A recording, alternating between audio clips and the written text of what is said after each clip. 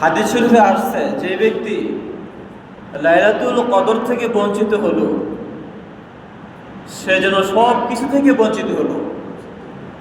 কেমন যেন সে একজন দুর্ভাগা, হতভাগা। হাজিরিন, আমরা কিন্তু এখন রমজানের শেষ দশকে আছি। রমজান আমাদের কাছ থেকে চলে যাচ্ছে। একটা হাদিস এ ব্যাপারে উল্লেখ করতেছি। হাদিস শরীফে আসছে, একদা আল্লাহর হাবিব রাসূলুল্লাহ সাল্লাল্লাহু আলাইহি সাল্লাম মসজিদে প্রবেশ করলেন। প্রবেশ করে দেখলেন যে সাহাবায়ে কেরাম মসজিদের বিভিন্ন জায়গায় বসা।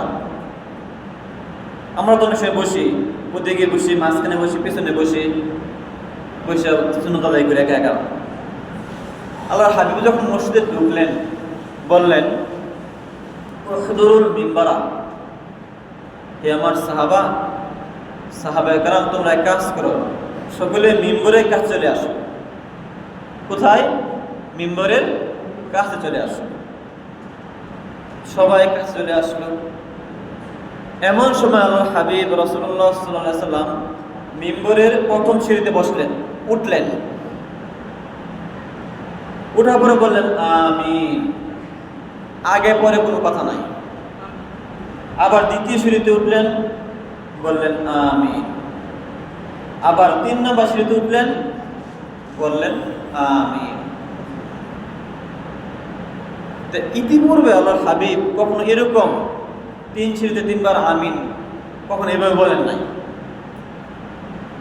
হাদিসের ভাষা, সাহাবায়ে বলতেছেন, ফালাম্মা নাযালা কুলনা ইয়া রাসূলুল্লাহ লাকাদ সামি'না ইয়াওমা, আজকে আপনার কাছ থেকে এমন কিছু কথা শুনলাম যেগুলো আমরা কখনো আপনার কাছ থেকে শুনি নাই। ইয়া রাসূলুল্লাহ, আপনি কেন এই কথাগুলো বললেন? 3 বার যে আমিন বললেন, এটা কেন বললেন? যদি বলতেন আমাদেরকে, আমরা জানতে পারতাম। আল্লাহ হাবিব বললেন, যে আমার সাহাবায়ে কেরাম শোনো, যখন আমি প্রথম সিঁড়িতে উঠলাম, যখন আমি কোথায়? প্রথম সিঁড়িতে, এমন সময় হযরত জিবরাইল আমিন আমার কাছে আসলেন ওহী নিয়ে। আয়েশা আমাকে বললেন যে বাউদা মান আদরাকা রমজানা ফালাম ইগফার লাহু। বাউদা, ওই ব্যক্তি হতভাগা, ওই ব্যক্তি দুর্ভাগা, পুরা কপাল ওই ব্যক্তির, যে ব্যক্তি রমজান মাসকে পাইল, রমজান মাসকে পাওয়ার পরেও সে নিজেকে আল্লাহর কাছ থেকে মাফ করায় নিতে পারলো না। বলি নাউজুবিল্লাহ। হাজিরিন, এই হাদিস আমাদের কি শিক্ষা দেয়? যে মাহে রমজান এত গুরুত্বপূর্ণ, যে রমজান ইবাদত করলেই আমাদের সব বাড়িয়ে দেওয়া হয়, দোয়া করলে দোয়া কবুল করা হয়, ইবাদত করলে ইবাদতকে বহুগুণে সব বৃদ্ধি করে দেওয়া হয়। এমন একটা মাস পাওয়ার পরে যদি আমরা আমাদের গুনাহকে মাফ না করাইতে পারি, এটা তো সত্যি আমরা হতভাগা, আমরা পুরা কপাল। আল্লাহ পাক আমাদেরকে বুঝদান করুন, সবাই বলে আমিন। এরপর আল্লাহ বলতেছেন, যখন আমি দ্বিতীয় সিঁড়িতে উঠলাম, তখন জিবরিল আমিন আমাকে বললেন, বাউদা মান যুকিরতা ইনদাহু ফালাম ইউসাল্লি আলাইক। হে আল্লাহর হাবিব, ওই ব্যক্তি হতভাগা, দুর্ভাগা, যেই ব্যক্তির সামনে আপনার নাম মুবারক উচ্চারিত হলো। আপনার নাম মুহাম্মদ, আহমদ, রাসূলুল্লাহ, এরকম অনেক নাম আছে আল্লাহ রাসূলের। আপনার নামকে উচ্চারণ করা হলো, কিন্তু আপনার নাম উচ্চারণ করা হলো এটা শুনেও সে ব্যক্তি আপনার নামের পরে দুরূদ পাঠ করলো না, দুরূদ পাঠ করলো না, সে ব্যক্তি হতভাগা। আমরা কি শিখলাম তাহলে? যখনই রাসূলুল্লাহর নাম উচ্চারণ হবে, যে সেটা রাসূলুল্লাহ হোক, আহমদ হোক, মুহাম্মদ হোক, যেই নামে আমরা বলি না কেন, শোনার পরে আমরা কি বলবো বলেন? সাল্লাল্লাহু আলাইহি ওয়াসাল্লাম, অথবা যে কোনো দুরূদ পাঠ করবেন। এটা করতে হবে। তা না হলে কি হবে? আমরা দুর্ভাগাদের তালিকায় পড়ে যাব। হাজিরিন, 3 নম্বর সিঁড়িতে যখন আল্লাহ হাবিব উঠলেন, আল্লাহ রাসূল বলতেছেন, তখন জিবরিল আমিন আমাকে বললেন, বাউদা মান আদরাকা আবাওয়াইহিল কিবারা আও আহাদাহুমা ফালাম, যে ওই ব্যক্তি দুর্ভাগা, ওই ব্যক্তি হতভাগা যেই ব্যক্তি তার বয়স্ক পিতামাতা দুজনকে পেল অথবা একজনকে পেল। বয়স্ক আব্বা মা থাকেন আমাদের, যে বয়স্ক আব্বা আম্মা পিতামাতা দুজনকে পেল অথবা একজনকে পেল, পাওয়ার পরেও তাদের সেবা করার মাধ্যমে আল্লাহর কাছ থেকে কি করতে পারলো না, জান্নাতকে নিজে করতে পারলো না, মঞ্জুর করতে পারলো না, ক্ষমা নিতে পারলো না, সেই ব্যক্তি কি বলেন? হতভাগা। তাহলে দেখেন হাদিসে কিন্তু আসছে, আল্লাহ হাবিব বলতেছেন আব্বা আম্মা সম্পর্কে যে হুম্মা জান্নাতুকা ও নারুকা, পিতামাতা তারাই তোমার জান্নাত, তারাই তোমার জাহান্নাম। হাজির এই এক হাদিসে তিনটা জিনিস বলা হয়েছে, রমজানের কথা, রাসূলুল্লাহর নাম উচ্চারণের কথা এবং বয়স্ক আব্বা মা পেলাম এই কথা। হাজির রমজান মাস দেখতে দেখতে চলে যাচ্ছে, কেমন যেন মনে হচ্ছে অন্য মাস যেটা খুব দ্রুত যাচ্ছে, আমাদের মাঝে থাকতেছে না। এত রহমতের বরকতের মাগফিরাতের মাস। হাজিরিন, যে কটা দিন আমাদের সামনে এখন আছে, আমরা প্রত্যেকটা সময় ইনশাআল্লাহ কাজে লাগাবো। ইনশাআল্লাহ, কি বলেন, পারবো না? প্রত্যেকটা সময় কাজে লাগাবো। কিছু করতেছি না, চুপ থাকবো। চুপ থাকা মুমিনের জন্য ইবাদত।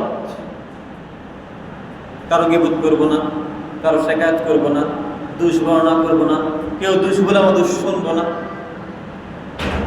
আমাদের চক্ষু, কর্ণ, নাসিকা সবকিছুকে আমরা কি করবো? গুনাহ থেকে আমাদের রাখবো ইনশাআল্লাহ। আর বেশি বেশি কোরআন তেলাওয়াত করবো ইনশাআল্লাহ। কোরআন তেলাওয়াত, জিকির, দরুদ শরীফ, দোয়া কালাম করবো, তারপরে নামাজ পড়বো, নফল নামাজ, এগুলো চেষ্টা করবো ইনশাআল্লাহ আমরা।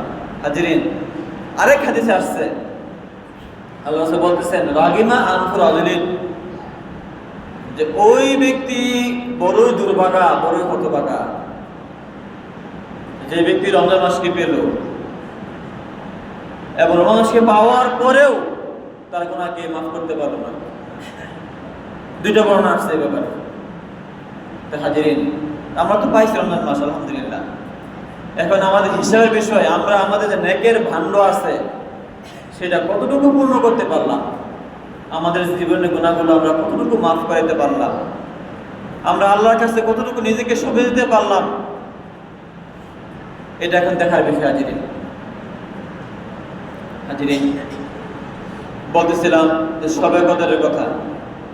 হাদিসে বলা হয়েছে মান কামা লাইলাতুল কদরি ঈমানান ওয়া ইহতিসাবান ওয়া গুফিরা লাহু মা তাকাদ্দামা মিন যামবি, যেই ব্যক্তি লাইলাতুল কদরের রাত্রে সবের আশায় ঈমানের সহিত দাঁড়িয়ে দাঁড়িয়ে বন্দী করবে, আল্লাহ পাক তার পূর্বের সকল সগীরা গুনাহ মাফ করে দিবেন। সুবহানাল্লাহ। আল্লাহ পাক সকল সগীরা গুনাহ কি করবেন? মাফ করে দিবেন। আর কবিরা গুনাহ মাফ করতে কি করতে হয়? মাফ পেতে হলে তওবা করতে হয়। হাজিরিন, যেই সকল রাত্রিগুলোতে আমরা শবে কদর পেতে পারি সেগুলো হচ্ছে শেষ দশকের বেজুর রাত্রিতে। বলেন কোন রাত্রিতে? শেষ 10 দিনের বেজুর রাত্রিগুলোতে। এর মাঝে আমাদের কাছে চলে গেছে কিন্তু 21 রাত্র চলে গেছে, এখন কিন্তু খুব বেশি রাত্র আমাদের নাই। হাজিরিন,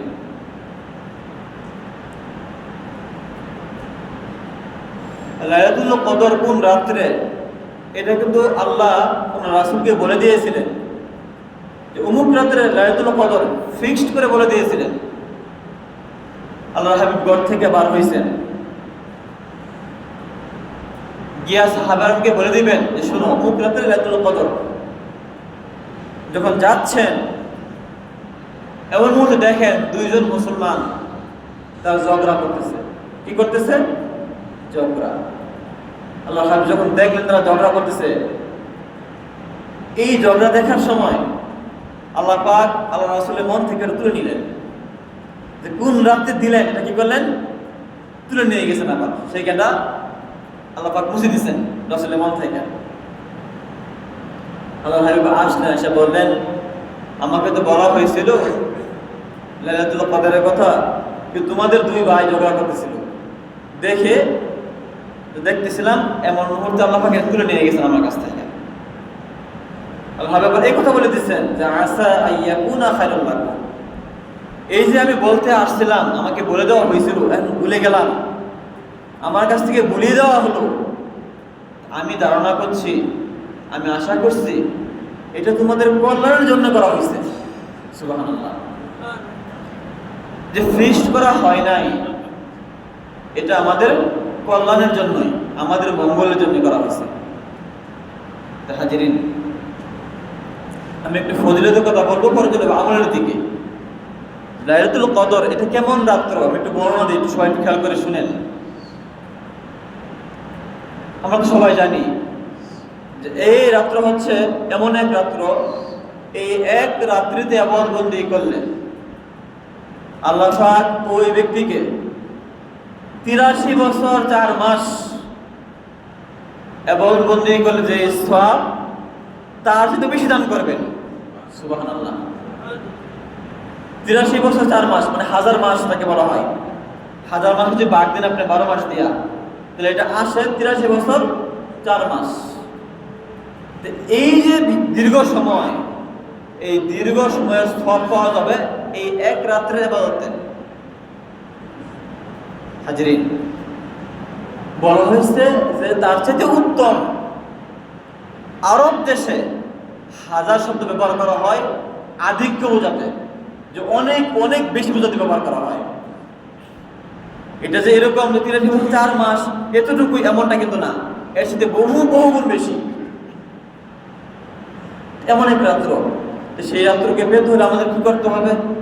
কষ্ট করতে হবে, রাত্র জাগতে হবে। কি বলেন? এটা কি এমনি পাওয়া যাবে বলেন? এমনিতে পাওয়া যাবে না, আমাদের শ্রম দিতে হবে পেছনে। হাজিরিন, এই রাত্রে কি হয় একটু শুনি আমরা। এটা কেমন রাত্র? সপ্তম আসমান, সপ্তম আসমানে একটা গাছ আছে, গাছকে বলা হয় সিদরাতুল মুনতাহা। বলেন কি বলা হয়? সিদরাতুল মুনতাহা। সেই গাছে অসংখ্য অগণিত ফেরেশতা রয়েছে। সেইখানে কি পরিমাণ ফেরেশতা আছে এটা একমাত্র আল্লাহ পাক জানেন, আর পৃথিবীর কেউ জানে না। সেই গাছের পাতায় পাতায় ডালে ডালে ফেরেশতা। সেই গাছের মাঝখানে থাকে হযরত জিবরাইল আলাইহিস সালাম। হাদিসে বলা হয়েছে যখন এই শবে কদরের রাত্র আসে, সূর্য ডোবার পরেই আল্লাহ পাকের আদেশে হযরত জিবরাইল আলাইহিস সালামের নেতৃত্বে ওই গাছে সকল ফেরেশতা দুনিয়াতে এসে পড়ে। সুবহানাল্লাহ। আয়েশা তারা কি করেন? বিভিন্ন জায়গায় তারা ঘোরাফেরা করেন। যারা মুমিন বান্দা এবার বন্দি করে, তাদের সাথে মুসাফা করেন, কোলাকুলি করেন। বলতে পারেন আমরা কি তার ভাই কই আমার সাথে করলো না, বলতে পারেন আমরা, প্রশ্ন হয়বে কিন্তু যে কই হুজুর কখনো দেখলাম না আমার সাথে মুসাফা করছে, না করে। কিভাবে বুঝবেন? আলামত বলা হয়েছে যে মুসাফা করে, কোলাকুলি করে, কাছে বসে মানে আমাদের আবার দেখে। কিতাবে বলা হয়েছে আপনি কিভাবে বুঝবেন? যখন দেখবেন যে আপনার মনটা খুব নরম হয়ে গেছে, অন্তরটা খুব নরম হয়ে গেছে, আবাদ করতে ভালো লাগতেছে, অথবা চোখে পানি আসতেছে, আপনি কান্না করতেছেন,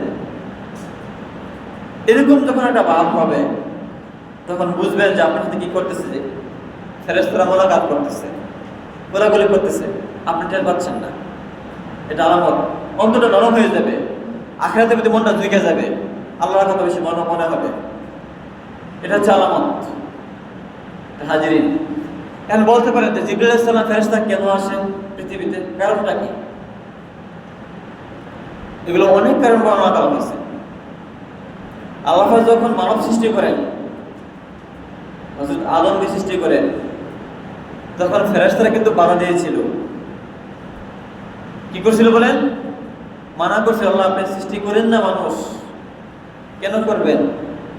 এরা তো দুনিয়ায় গিয়া ফেতনা ফাসাদ করবে, ঝগড়া করবে, মানুষকে খুন হত্যা করবে, আল্লাহ সৃষ্টি করেন না। আল্লাহ বলছিল ফেরেশতারা, আমি যা জানি তোমরা তা জানো না। সেজন্য আল্লাহ ফেরেশতা নিয়ে আসেন, দেখো তোমরা তো বলছিলা যে আমার বান্দারা কি করবে না, বন্দি করবে না, আমার কাছে শুনবে না, দেখো আর কি করতেছে, দেখানোর জন্য নিয়ে আসেন আল্লাহ পাক, সাক্ষী রাখার জন্য যে আমার বান্দারা বন্দি করতেছে, এরা সাক্ষী দিবে আমাদের পক্ষ হইয়া। বলে সুবহানাল্লাহ। হাজিরিন, এই ফেরেশতারা তারা সূর্য উদয়ের আগ পর্যন্ত, সুবে সাদিক পর্যন্ত, যেই পর্যন্ত আমরা সেহরি খাই, তারা এই পর্যন্ত তারা পৃথিবীতে আনাচে কানাচে ঘোরাফেরা করবেন, বিভিন্ন ঘরে যাবেন, বিভিন্ন জায়গায় তারা যাবেন। এই ফেরেশতারাও এই শোভকর রাত্রেও কিছু জায়গায় যাইবেন না, কিছু ঘরে প্রবেশ করবেন না। তারা কারা? তারা হচ্ছে যেই ঘরে কুকুর থাকে, বলেন কি থাকে? কুকুর, অথবা শুয়োর থাকে, আমরা শুকুর বলি না, শুকুর থাকে, প্রাণীর ছবি থাকে লাগানো, যেই ঘরে জেনাকারী থাকে, যেই ঘরে হিংসুক থাকে, যেই ঘরে মুশরিক থাকে, তারা এই সমস্ত ঘরে যাবে না। এবং বিভিন্ন গির্জায় মন্দিরে তারা যাবে না, ফেরেশতারা যাবে না। এছাড়া সকল জায়গায় তারা প্রবেশ করবে, যাবে। তার হাজির আমরা কি শিখলাম? এখানে শিখলাম যে যারা শিরিক গুনাহ করে তাদের কোনো মাফ নাই, হিংসুক তাদের কোনো মাফ নাই। কিন্তু শিরক থেকে, হিংসা থেকে তওবা করতে হবে, জিনা থেকে তওবা করতে হবে, সুদ থেকে তওবা করতে হবে, তাহলে আমাদের সাথে সাক্ষাৎ করবে, মুলাকাত করবে। হাজিরিন, ফজরের পর্যন্ত অর্থাৎ সুবহ সাদিক পর্যন্ত এরকম ফেরেশতারা ঘোরাফেরা করে। যখন সুবহ সাদিক হয়ে যায় তখন ফেরেশতারা আবার সবাই তারা চলে যায়, যায় আসমান এবং জমিনের মাঝখানে তারা অবস্থান করে। জিবরাইল আলাইহিস সালামের 600 পাখা আছে, ডানা আছে, বলে কতগুলো? 600। এর মাঝে 2টা পাখা আছে ময়ূরের পাখার মতো, সবুজ পাখা। এই 2টা পাখাকে তখন তারা এরকম প্রসারিত করে দেয়, খুলে দেয়, বিশাল বড় পাখা। যখন খুলে দেয় তখন সকালে যখন সূর্য উঠে তখন সূর্যের কিরণটা স্বাভাবিক যে গতি নিয়ে উঠে সেই গতি নিয়ে উঠতে পারে না। এমনি স্বাভাবিক দিনে যেরকম সূর্যের তাপ হয়, গতি হয়, তাপ থাকে, সেরকম তাপ থাকে না। তাপটা কম থাকে, হালকা হালকা থাকে।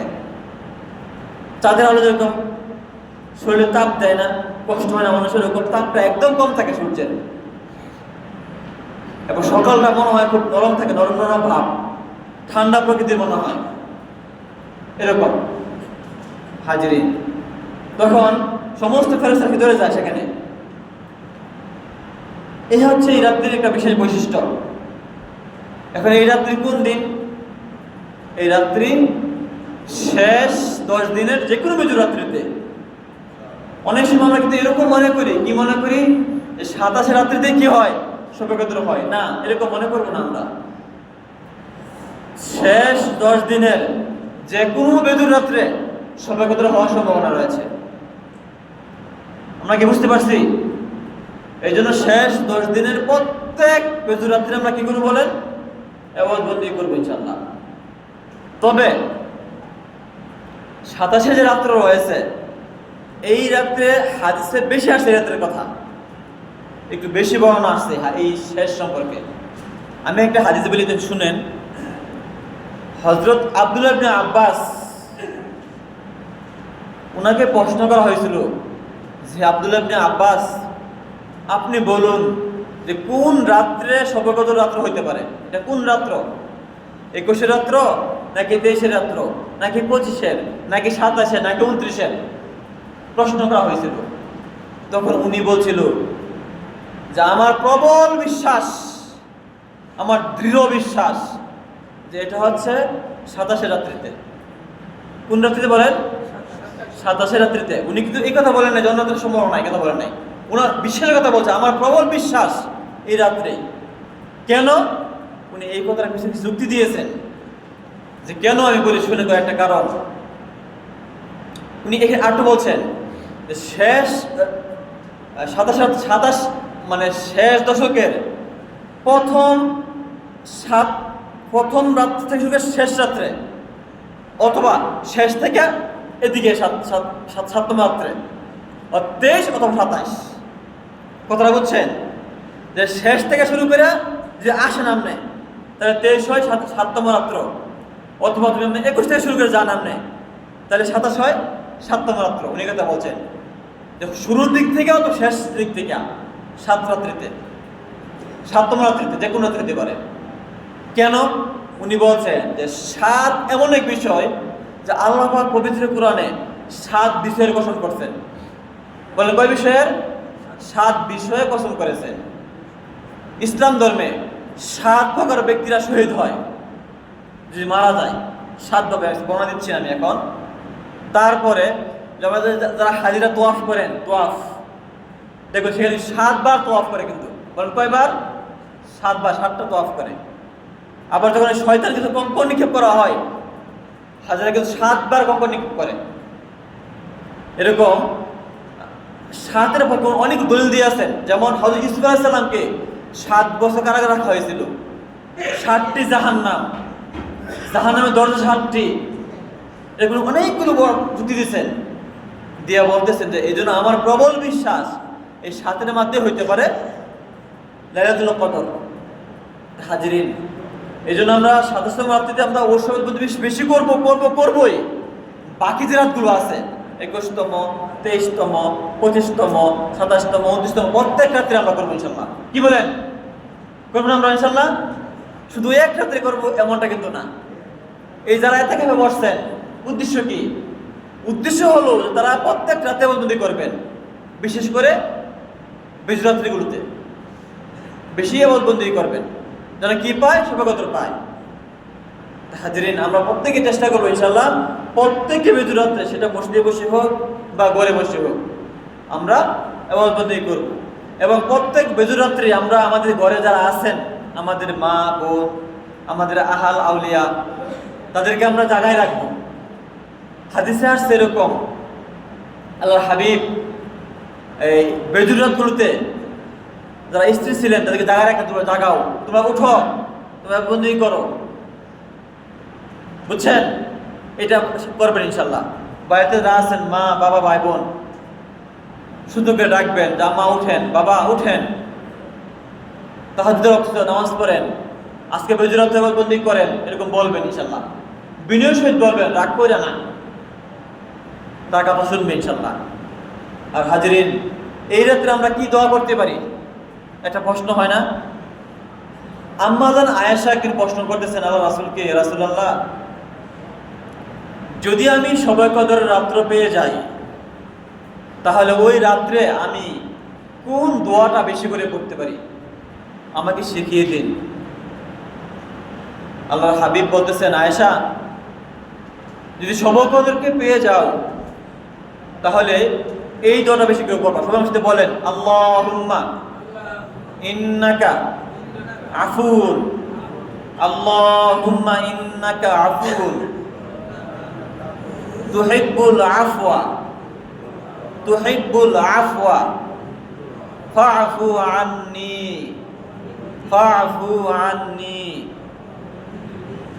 আরেকবার বলেন, আল্লাহুম্মা ইন্নাকা আফুন, আল্লাহুম্মা ইন্নাকা আফুন, আল্লাহুম্মা ইন্নাকা আফুন তুহিব্বুল আফওয়া ফাআফু আন্নি। অর্থটা শুনি, আল্লাহুম্মা ইন্নাকা আফুন, হে আল্লাহ, আপনি হচ্ছেন ক্ষমাশীল, আপনি কি ক্ষমাশীল। তুহিব্বুল আফওয়া, আপনি এমন ক্ষমাশীল যে ক্ষমা করতে আপনি পছন্দ করেন। আল্লাহ, আপনি ক্ষমাশীল, আপনি ক্ষমা করতে কি করেন? পছন্দ করেন। ফাআফু আন্নি, আল্লাহ আপনি আমাকে ক্ষমা করে দিন। ফাআফু আননি, আমাকে ক্ষমা করে দিন। যারা আরবি না পারেন বাংলাটা বলবেন, হে আল্লাহ আপনি হচ্ছেন ক্ষমাশীল, আপনি ক্ষমা করতে পছন্দ করেন, আল্লাহ আমাকে ক্ষমা করে দিন, বলবেন এভাবে। এই দ্বারা বেশি করে পারবেন ইনশাল্লাহ। পারবেন না ইনশাল্লাহ? হাজিরিন, আমি এদিকে আর কথা বলতেছি না, একটু কথা বলবো এখন সাদাকায়ে ফিতর নিয়ে। হাজিরিন, সাদাকায়ে ফিতর, আমরা ঈদ করি না, ঈদ রোজা ঈদ কি বলা হয়, কি বলবেন? সাদাকায়ে ফিতর, সাদাকাতুল ফিতর। এই ফিতর শব্দটা আসছে কিনা? ফিতর মানে রোজা ভাঙ্গা, আমরা ইফতার খাই, ইফতার এটা। হাজিরিন, আমরা কি করি ওই দিনটা কি রোজা ভাঙ্গি না? এখন যারা আমরা ধনী আছি, টাকা পয়সা আছে, খাবার দাবার ঘরে আছে, আমাদের কোনো সমস্যা নাই, কিন্তু যেই লোকটা 30 দিন রোজা রাখলো, গরিব মানুষ, তার পকেটে টাকা নাই, ঘরে খাবার তেমন খুব ব্যবস্থা নাই, আবার এমনও ব্যক্তি আছে যে অভাবী, চাইতে পারতেছে না, হাতও পাততে পারে না। যারা হাত পাততে পারে দেখবে তাদের একটা ব্যবস্থা ইনশাল্লাহ হয়েই যায়, আল্লাহ ব্যবস্থা করেই দেয়। যে লোকটা হাতও পাততে পারতেছে না, সে কি করবে? ওই সমস্ত গরিব মানুষের জন্য, তারা যেন সুন্দর করে ঈদটা করতে পারে, তাদের মুখে যেন একটু হাসি আসে, সেই হাসি ফোটানোর জন্য আল্লাহ পাক এই সাদাকায়ে ফিতর ব্যবস্থা করছেন। হাজিরিন, এটা কেন করলেন? প্রশ্ন আসে না? সাদাকায়ে ফিতর আমরা দেব, সদকা দেব, এটা কেন আদায় করবো আমরা সাদাকায়ে ফিতর? কারণটা কি? হাজির, আমি একটু ব্যাখ্যা দিয়ে বলতেছি। মনে করেন নামাজ পড়তেছেন ইমামের সাথে, অথবা একা নামাজ পড়তেছেন। এখন আপনার নামাজ কোনো কারণে ভুল হয়ে গেল, হইতে পারে না? ভুল হয়ে গেছে, তো ভুল হয়ে গেলে আমরা কি করি বলেন? কি করি বলেন? সুজদা দেই, তাই না? আমরা কি করি বলেন? এই যে একদিকে সালাম ফিরাইয়া 2টা সেজদা করি, পরে আবার সবকিছু করে সালাম ফিরাই, এটা কি বলা হয় বলেন? সুজদা বলা হয়, তাই না? নামাজে যখন ভুল হয়ে যায়, ওয়াজিব ছুটে যায়, তখন আমরা সুজদা দিয়ে আমাদের নামাজকে কি করে নেই? শুধরিয়ে নেই, নামাজটাকে আমরা কারেকশন করি, তাই না? ঠিক এই দীর্ঘ 1 মাস যেন রোজা রাখলাম, রোজা রাখছি, তারাবি পড়ছি, ইফতার করছি, সেহরি খাইছি, রোজা রাখা অবস্থায় আমরা কি করি? মিথ্যা কথা বলছি, কারো গীবত করছি, কারো গীবত শুনছি, আমরা শুনি নাই। এরকম অনেক কাজ হয়ে গেছে, যে কাজগুলো আমাদের করার ছিল না, করা উচিত ছিল না, কিন্তু আমরা করে ফেলছি। করছি কিনা বলেন?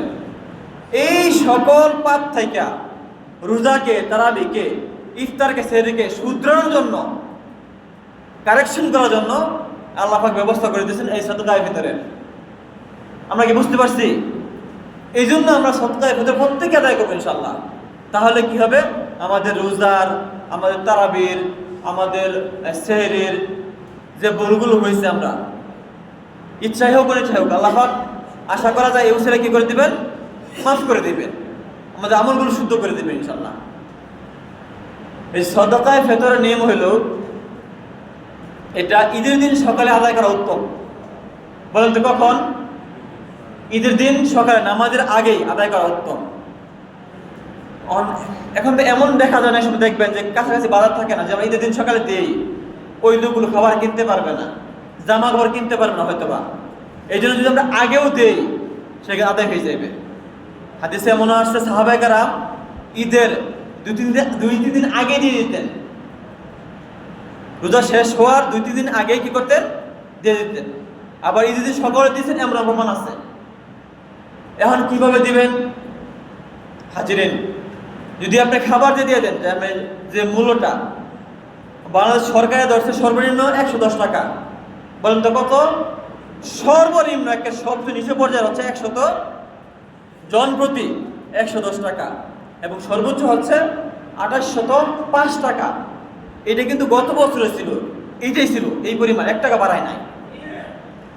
আপনাদের কাছে আমার দাবি হলো, যদি পারেন এর চেয়ে বেশি দিবেন ইনশাল্লাহ। এটা তো দিবেনই, এর চেয়ে কম তো সম্ভবই না, পারলে এর সাথে বেশি করে দিবেন ইনশাল্লাহ। চেষ্টা করবেন। এটা যে মনে করেন চাউল অথবা যে খাবার খান, সেই খাবার দিতে পারবেন, অথবা আপনি টাকা দিবেন। দুটাই সহি, দুটাই কি বলেন? সহি, কোনোটাই ভুল না। 2 ভাবে হাদিসে আসছে। খাবার দিয়েও সাহাবায়ে কেরাম দিয়েছেন, হাদিসে আসছে। আবার মূল্য দিয়েছেন, দিনার দিরহাম দিয়েছেন, টাকা দিয়েছেন, সেটাও হাদিসে আসছে। যেমনি পারেন দেবেন ইনশাল্লাহ। আল্লাহ পাক আমাদেরকে তৌফিক দান করুন, সবাই বলে আমিন। হাজিরিন, যাহা কিছু বললাম আল্লাহ পাক আমাকে সহ আমাদের প্রত্যেককেই আমল করা তৌফিক দান করুন। আল্লাহ পাক আমাদের প্রত্যেককেই বেজুর রাতগুলোতে বেশি বেশি ইবাদত করার তৌফিক দান করুন, সবাই বলে আমিন। হাজিরিন, আমরা দাঁড়িয়ে যাই, দাঁড়িয়ে সারা নামাজ পড়ে সুন্নাত।